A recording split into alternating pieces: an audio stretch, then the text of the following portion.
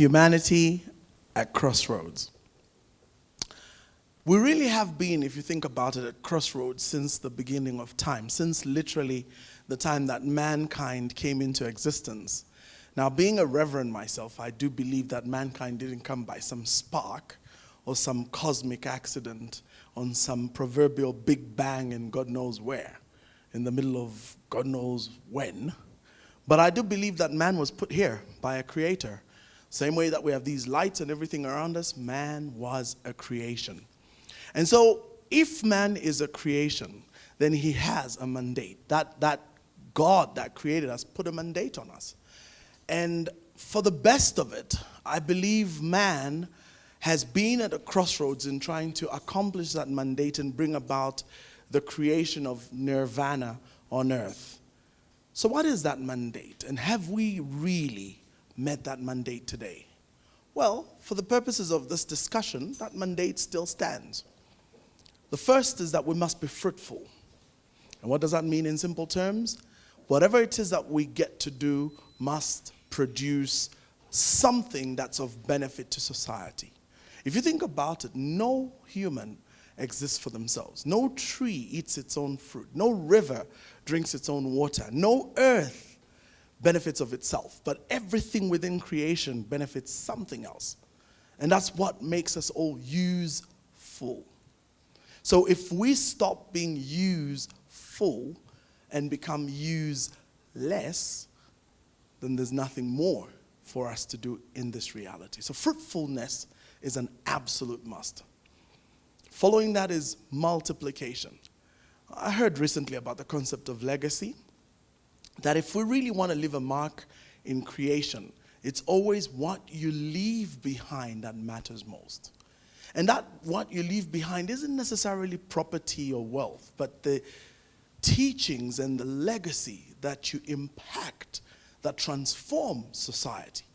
So everybody will definitely remember Kaunda for the longest of time in this nation because he created a legacy of independence. And not just himself, but all the great heroes of yesteryear that also fought side by side to bring about the liberation of this nation. And if you think about it, it's that ability to then create leaders that were able to carry the next baton in the next generation that made the most impact.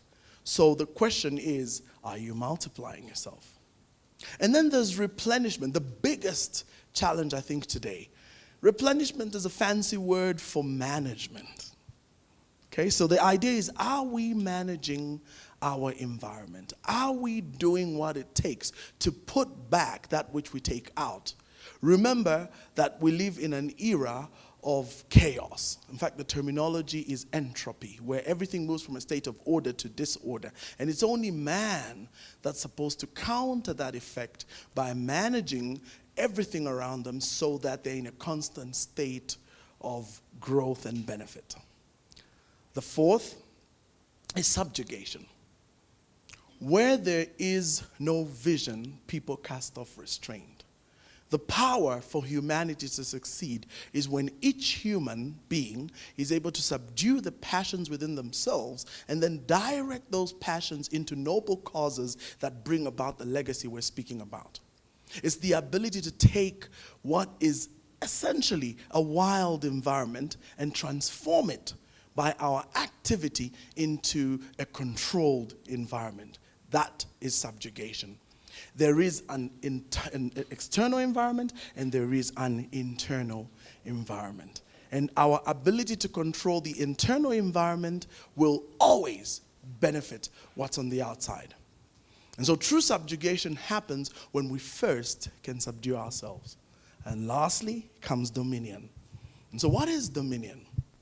It's the capacity to operate fully within a given terrain or within a given domain. So the word dominion is where you get the word domain, and the word domain is where you get the word kingdom. And the book I follow tells me that I'm a king. But there's no way you can be a king without a kingdom.